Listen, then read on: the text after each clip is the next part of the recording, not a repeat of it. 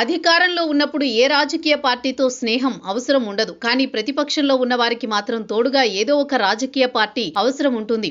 అయితే పార్టీ ఆవిర్భావం నుంచి వైసీపీ అనుసరిస్తోన్న ఒంటరి పోరు వ్యూహంతో ఆ పార్టీతో స్నేహం చేసేందుకు ఎవ్వరూ ముందుకు రాని పరిస్థితి. అప్పుడు కలుపుకెళ్లలేదు, ఇప్పుడు ఎవరూ కలిసి రావడం లేదు. ఇది ముమ్మాటికి వైసీపీ సంక్లిష్ట పరిస్థితే. రాష్ట్రంలో టీడీపీలో జనసేనతో పాటు బీజేపీ ఉంది. వైసీపీ ఒంటరిగా ఉండగా కాంగ్రెస్ వామపక్షాలున్నాయి, కానీ అవి వైసీపీకి చూడడం లేదు.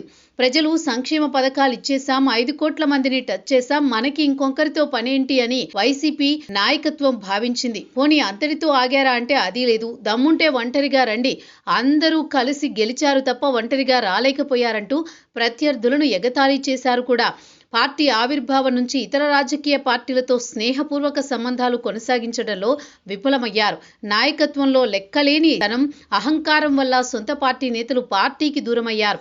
కొత్త మిత్రులు రావడం దాదాపు అసాధ్యంగా కనిపిస్తోంది. పోనీ బీజేపీ స్నేహం చేసుకుందామంటే కుదరని పని, పొత్తు పెట్టుకోవడం అంతకంటే కుదరని పని.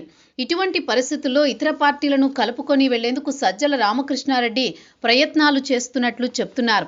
కానీ ఎవరూ ముందుకు రావడం లేదు. ఇటువంటి పరిస్థితుల్లో జై భీమ్రావ్ భారత్ పార్టీ వ్యవస్థాపకుడు జడ శ్రావణ్ కుమార్ వంటి వారికి పార్టీకి దిక్కుగా మారారు. అయితే కనీస ఓట్లు తెచ్చుకోలేదు జడ శ్రవణ్ కుమార్ గత ఎన్నికల్లో.